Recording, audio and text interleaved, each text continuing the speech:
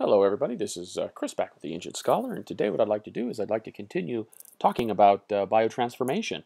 What I'd like to do before I actually go into individually discussing phase 1 and phase 2 reactions is I want to go ahead and provide you with a list of general considerations or rules of thumb to kind of help look at biotransformation in the big picture. So these are some big picture rules of thumb. They're not axioms. They're not all-encompassing, and there are always exceptions, but they are good rules of thumb that can help us make sense of the bigger picture of drug metabolism or biotransformation. So let's just go ahead and talk about the first thing that I want to talk about. So the first thing I want to talk about is that metabolism, when considering medications, drugs, toxicants, whatever you want to whatever name you want to apply to the substance that we're discussing, is that in general, metabolism slash biotransformation in general is taking something that is more lipophilic,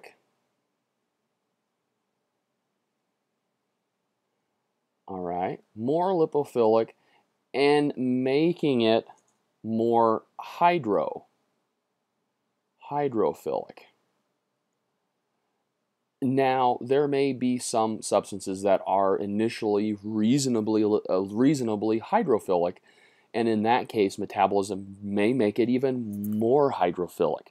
And in general, your phase 1 reactions, even though we haven't really talked about phase 1 and 2 yet, but in general, your phase 1 reactions tend to be less hydrophilic than phase 2 reactions. That is to say that the metabolites that are produced through phase 1 reactions are not necessarily as hydrophilic as metabolites produced by phase 2 reactions. So a general rule of thumb, another general rule of thumb that we can kind of think about is that your phase 2 reactions in general tend to yield more inactive metabolites that are renally eliminated.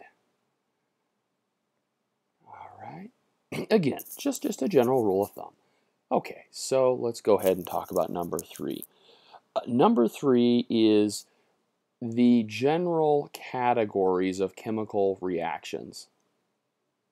The general categories of chemical reactions that make up the bulk of biotransformation. The general categories, of which there are 4, and they include hydrolysis, hydrolysis reactions. They include reduction. They include reduction, oxidation. Okay, or we can just call these redox reactions.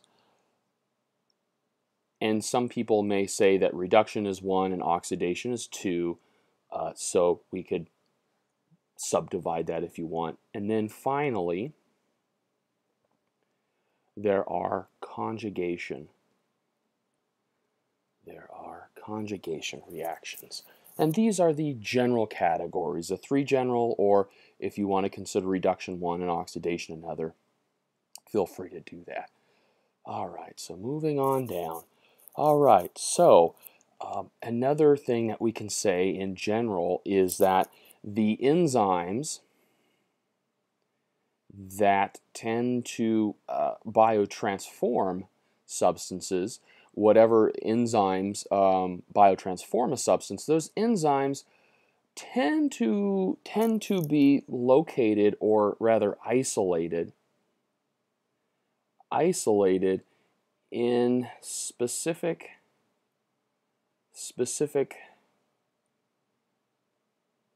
organelles within the cell. All right, so let's move on down here. All right, so number 5.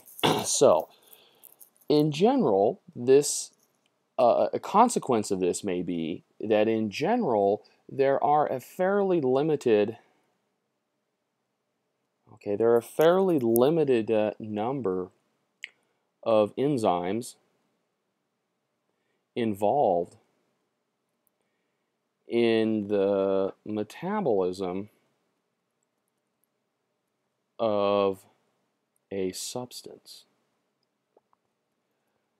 All right, so if you take a medication or you overdose or what have you, as a general rule of thumb, you're not going to have 100 different enzymes metabolizing that drug. You're going to have a fairly limited number of enzymes, and I'm not going to put a cap on that, but just to give you an example, ethanol, for example, ethanol alcohol, very commonly abused overdose substance, really only has about 3 or 4 enzymes, of which the major enzyme that we talk about is ADH, alcohol dehydrogenase. There are also a couple of other pathways involved in alcohol or ethanol metabolism. They tend to be a bit more minor. However, they can become more important in the chronic abuse situations where you can have something called enzyme induction, which is actually something that's going to be on this list. So we'll talk about that here in a little bit. But in general, we can expect a limited number of enzymes to be involved in the metabolism of a certain substance. Now, I guess a subpoint to this may be that some enzymes have a variation in their form.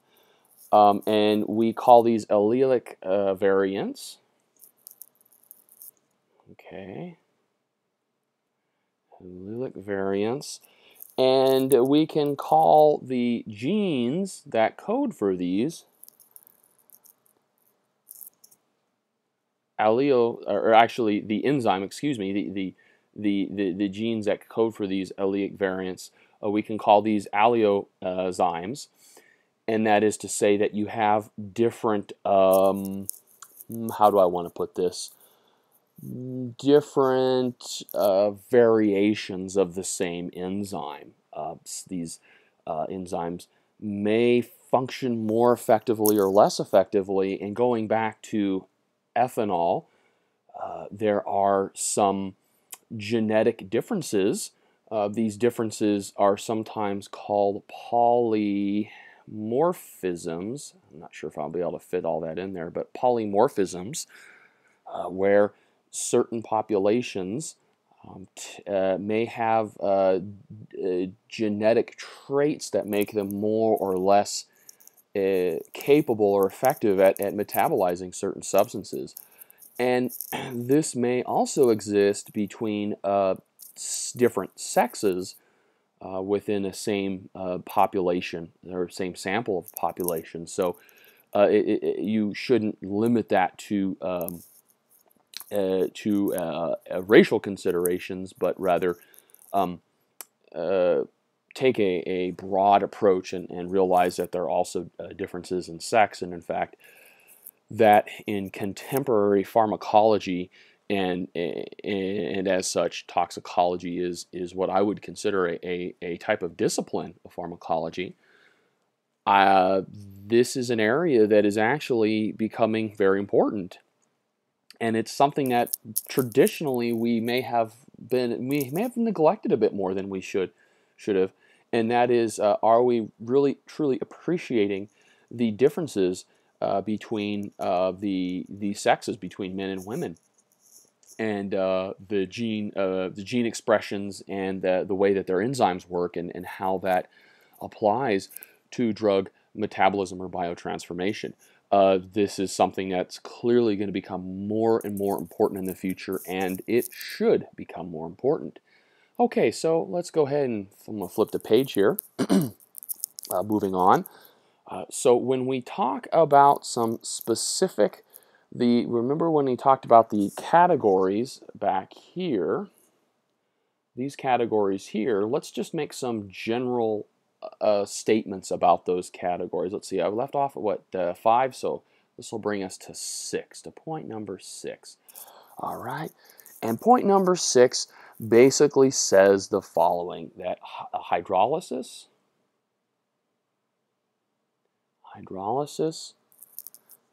redox, okay, it includes oxidation and reduction. Those 3 types of reactions, hydrolysis and redox reactions, tend to expose or introduce,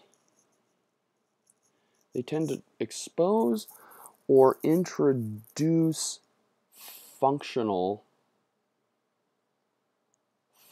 groups. And these functional groups tend to be on the main part of the molecule. The main part of the molecule, the main component, the central component of the drug molecule. And what are these functional groups that can become exposed or introduced? Well, they tend to be functional polar groups. So they can include hydroxyl groups. Okay, that's polar. Okay, they might be NH2 groups. All right, maybe sulfhydryl groups. They may even be carboxyl groups as well. All right, so those are some examples of functional groups that are introduced or exposed by interacting with the main part of the molecule. All right, and moving on down to 7. Certain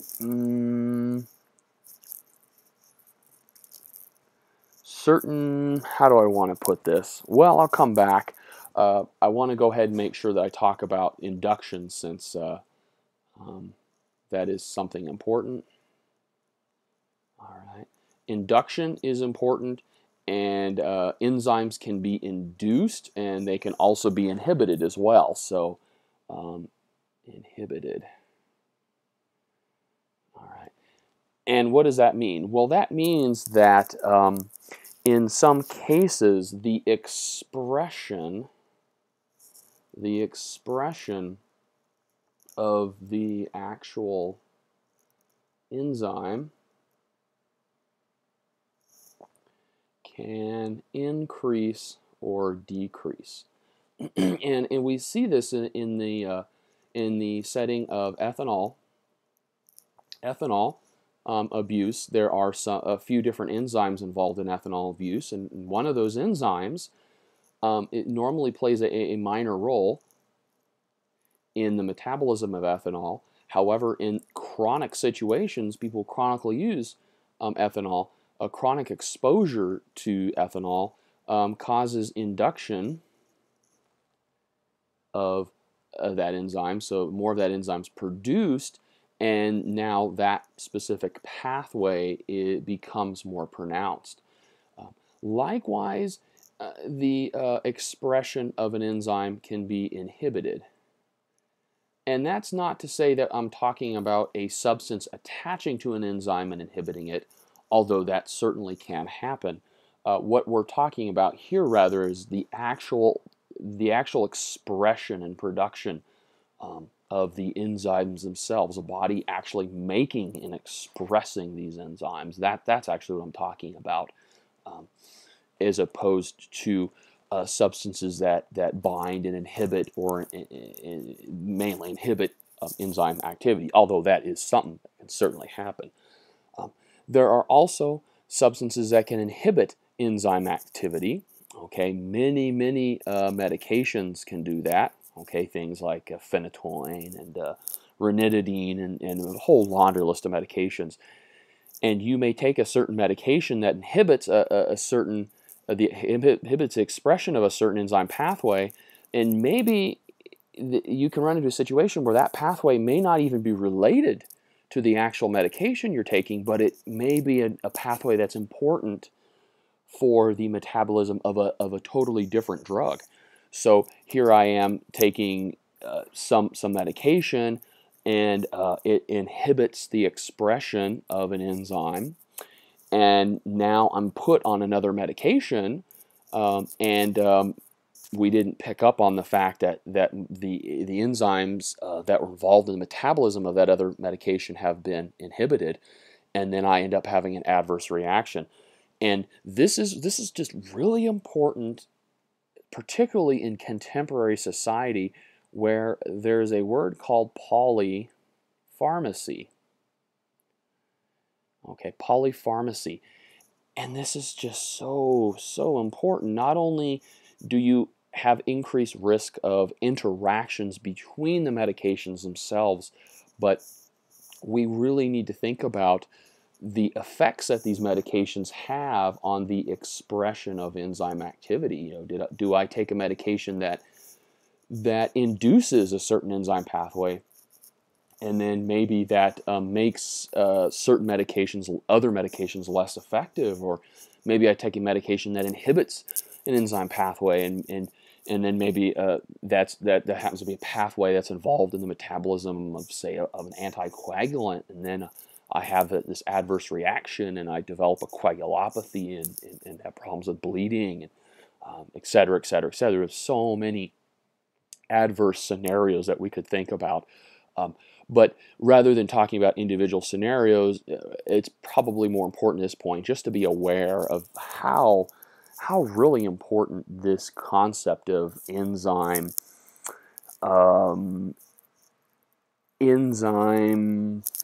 induction and inhibition can really be. All right, so let's go ahead and, go ahead and round this out here. I also want to talk about so we talked about the hydrolysis and redox, reduction oxidation. Let's just make a general statement about conjugation right here. And that general statement is that conjugations, a conjugation reaction tends to be very different than the other two, the hydrolysis and redox reaction. And the conjugation reactions don't necessarily modify the principal structure or the main part of the xenobiotic. These can add or conjugate. That's what we mean by conjugate. You're adding groups. These can add groups to other to side chains and other functional groups, but not necessarily the main part. And what I mean by main part is, like, let's say that I have a molecule, I don't know, something like, epinephrine, which has a catecholamine, a catechol nucleus is its primary structure, and then you have this amine side chain here and a couple of hydroxyl groups that come off there. So the hydrolysis and redox reactions in general tend to involve the main structure, which would be the benzene ring, whereas maybe conjugation reactions involve the amine side chain here. So that's what I mean by that. But the conjugation reactions tend to include a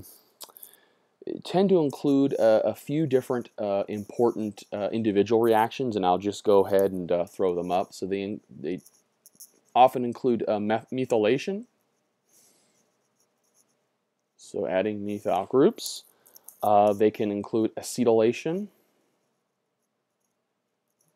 Okay, include acetylation. They can include a glutathione. Boy, glutathione is an important substance in pharmacology because it just comes up everywhere in terms of metabolism. Glutathione conjugation as well. Boy, this is this is one of the major pathways, but boy, does it come up a lot, particularly when you talk about acetaminophen overdose, for example. The glutathione depletion hypothesis is a really big part of what goes on in acetaminophen toxicity. And then you have a gluconidation, excuse me. I can never pronounce that right. So feel free to please flame away in the comments if you want. Let me go ahead and at least I think I can spell it right here. So Gluc. Actually, I think that's a U. Gluronidation.